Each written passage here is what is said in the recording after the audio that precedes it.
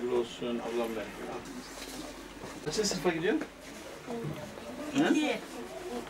İkinci sınıf. Tamam, ikinci sınıf erkek. Sen kaça gidiyorsun? Birinci. Birinci sınıf erkek, bayan, kız. Hanım kız. Sen? Üçüncü sınıf kız. Tamam. Hadi bakalım işte. Hadi hayırlı olsun.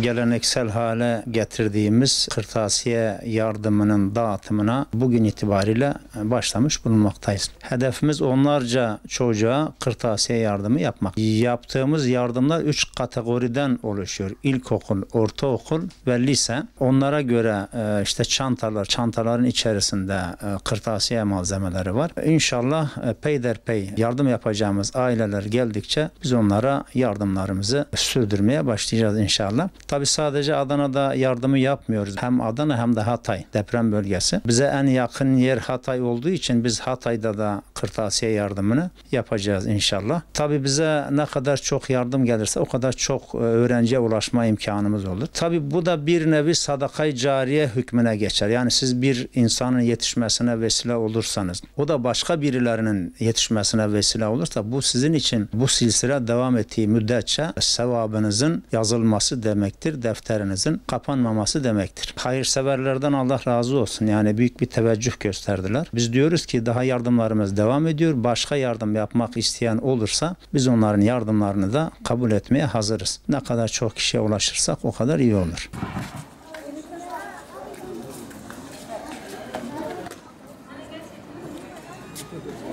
Sen bak orada çekildin, seni kim geliyor? Kim çekildi?